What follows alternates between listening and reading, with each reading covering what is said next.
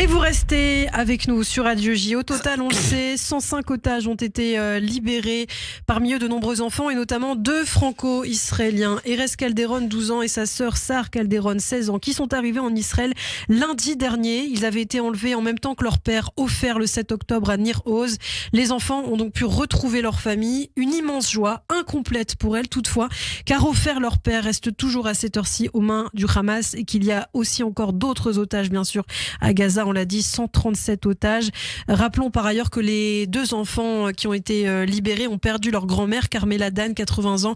La nièce Noya, également 13 ans. Toutes 2 ont été assassinées, égorgées par le Hamas. On doit le préciser, on doit préciser les crimes du Hamas.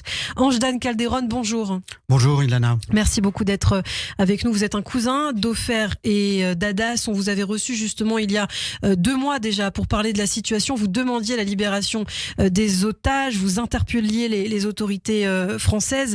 Les enfants, Erez et Sar, n'ont pas été libérés toutefois au cours des premiers jours. Il a fallu attendre donc la semaine dernière. Le stress était intense, j'imagine, à la mesure de ces vagues de libération. Comment vous avez vécu ces derniers jours et la libération des enfants ? Eh bien, premièrement, je voudrais revenir sur le terme libérer et libération, car ça suggère qu'il y a une action, soit de quelqu'un qui les libère, soit de quelqu'un qui les relâche. Je préfère le mot de relâcher ou rescaper, rescued en anglais. C'est plus approprié, et rescaper comme les rescapés de la Shoah. Vous avez raison. Non pas libérer. Voilà. Comment nous avons vécu ça ? Eh bien sûr, avec un immense sentiment de joie dans un premier temps, et très vite, de l'amertume. Si vous voulez, il me vient à l'esprit la coutume du maror chez nous, pour Pessah. Quand nous trempons les herbes amères dans le haroset, on nous dit justement d'enlever le supplément de haroset pour garder l'amertume des herbes amères. Eh bien, ce sentiment-là que j'ai eu et partagé malheureusement avec toute ma famille. C'est-à-dire une joie mêlée d'amertume.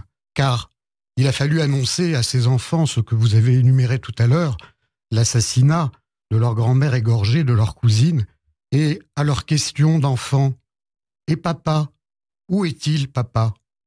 Il a fallu leur dire, ah, mes chéris, papa, il n'est pas là, il va revenir. Mais il va revenir quand, papa ? Ah, on ne peut pas te dire, mes chéris, on ne peut pas te dire. Ils ne savaient pas où était leur père pendant toute leur captivité. Pendant leur captivité, ils ont été d'emblée séparés de leur père. Ils étaient en revanche ensemble. Sur la fin du séjour, si je puis dire, ils avaient une pita pour 2 tous les 2 jours, une bouteille d'eau. Il fallait attendre longuement pour aller aux toilettes. Et ils ont vécu avec tout ça dans la tête, ne sachant pas si leur père était mort, si leur mère était morte, car ils n'avaient aucune nouvelle. Ils ne savaient pas où ils étaient, combien de temps ils allaient rester, depuis combien de temps ils étaient là. Aucun repère temporo-spatial. Alors justement, vous le disiez, une pita pour 2 tous les 2 jours, une bouteille d'eau, beaucoup de temps pour aller aux toilettes. C'est vrai que les conditions de détention commencent à être connues à mesure des témoignages. Erez et Sar, qu'est-ce qu'ils vous racontent ? Est-ce qu'ils étaient détenus du coup avec d'autres enfants, avec d'autres personnes ? Qu'est-ce qu'ils vous ont dit ? Je vais sûrement pas dire des choses qu'ils n'ont pas dites, parce que ce qui les caractérise principalement, et on retrouve les rescapés, c'est le silence. C'est le même silence que les rescapés. Quand ils sont sortis des camps, ils n'ont presque rien raconté. C'est la même chose. Erez a retrouvé une certaine gaieté liée à son âge. Il a 12 ans, il sourit, il rit, il s'amuse, mais il ne raconte rien. Sahar est beaucoup plus silencieuse. Et si vous regardez ses photos depuis son vol en hélicoptère pour regagner Israël, regardez son visage sur les images. Oui.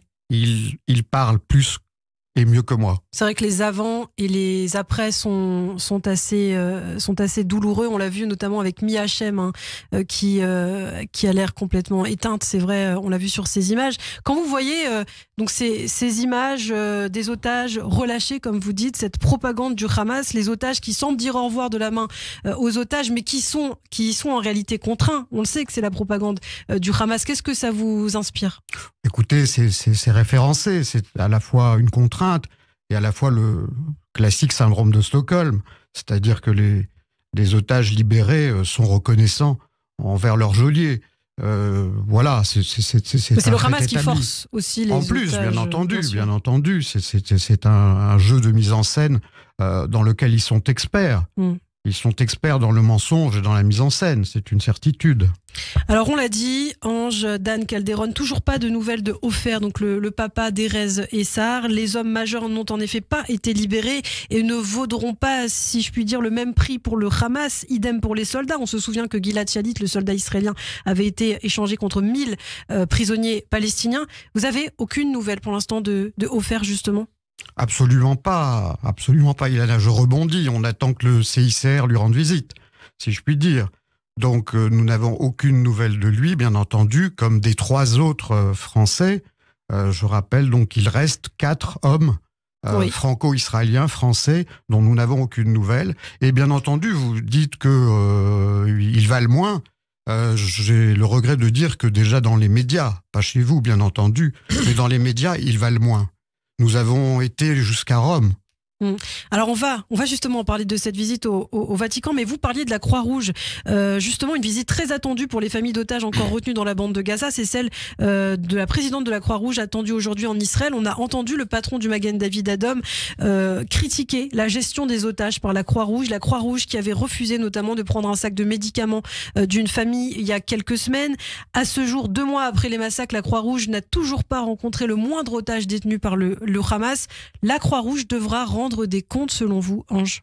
Mais bien sûr, depuis le début, nous avons manifesté en petits groupes au siège de la Croix-Rouge internationale. Il faut faire la différence de la CICR qui, hasard ou pas, se situe à Paris, passage de l'Enfer. Si vous voulez aller leur rendre visite, je vous donne l'adresse. Nous avons manifesté là, au passage de l'Enfer. Et une délégation a été reçue par le directeur, dont je ne me rappelle plus le nom, et la porte-parole, qui s'appelle, elle, Madame Lucie Marbeau. Après avoir été reçue, avec beaucoup de courage, le directeur a affronté, c'était le terme, le petit groupe d'activistes que nous étions à protester. Contre quoi ? Contre le fait que sur le site internet de la Croix-Rouge, il n'était absolument pas fait mention des otages. Le directeur a eu le courage de le reconnaître et avec son accent suisse a dit « Vous avez raison, c'est une erreur de notre part, nous allons la réparer ». Il ne nous a point offert de chocolat, mais il a tenu parole. Et dès le lendemain matin, c'était chose faite, sur le site internet de la CICR, il était fait mention des otages et leur demande de libération. Et comment vous l'expliquez, vous, justement, ce silence ? D'ailleurs, ce silence aussi des organisations féministes qui ne condamnent pas qui ont mis très longtemps, qui ont mis 2 mois presque à condamner les viols commis par le Hamas en Israël. Pour le CICR, j'ai le regret de constater que c'est une espèce d'hérédité. Ils se sont comportés d'eux-mêmes pendant la Seconde Guerre mondiale. Alors que voulez-vous ? Voilà, ils sont marqués au fer rouge de cette histoire-là. Alors, à Paris, Ange, vous êtes engagé dans le dialogue interreligieux, ce qui vous a conduit à rencontrer avec Ishaï, donc votre cousin qu'on avait aussi reçu il y a 2 mois sur Radio J, le nonce apostolique en France, l'ambassadeur, si je puis dire, du pape au Vatican. Alors, pourquoi une telle rencontre ? Comment ça s'est passé ? Écoutez, c'est une histoire extraordinaire. Dans un premier temps, nous avons eu une rencontre œcuménique où il y avait des prêtres, des pasteurs, des imams, des rabbins et des civils, des gens représentant des associations diverses, des gens extraordinaires. Et parmi eux, il y avait le père Christophe Lesourd, qui est directeur du service national des relations avec le judaïsme pour les chrétiens, pour les catholiques en l'occurrence. Il a été très intéressé et interpellé par notre situation et notre interpellation. il nous a mis en rapport avec Monseigneur Celestino Migliore, qui est le nonce apostolique en poste à Paris, qui se trouve être un intime du pape François. Et nous avons rencontré le nonce à l'Annonciature. C'était comme dans un film, hein, les portes qui s'ouvrent, la voiture qui se gare, la villa Art déco. Et puis le nonce nous a fait le meilleur accueil qui soit. Il nous a écoutés pendant plus d'1h15 avec une extrême attention. Il connaissait très bien tout ce problème puisqu'il représentait le Vatican lors des accords d'Oslo. Il était le représentant du Vatican à ce moment-là. Donc nous avons pu discuter de la situation, ça fera l'objet d'un autre débat ou d'un autre exposé de ma part. Oui. Suite à ça, il a promis d'intervenir auprès du pape François et de nous faire obtenir une audience. Il a tenu parole et, chose extraordinaire, nous sommes arrivés au Vatican où nous avons retiré auprès des gardes suisses notre laissez-passer. Et nous nous sommes retrouvés, nous avons dû parlementer beaucoup pour savoir si nous devions passer les affiches ou pas. Nous sommes retrouvés au premier rang, et c'est le premier rang que le pape salue, et il est venu nous serrer la main, nous parler, nous avons pu lui parler plutôt. Je l'ai personnellement remercié de son discours, où il a plaidé en tout premier lieu pour la libération des otages, pour la paix entre Israël et la Palestine. Je lui ai exprimé ma gratitude, et Ishaï lui a présenté l'affiche sur laquelle il a posé sa main.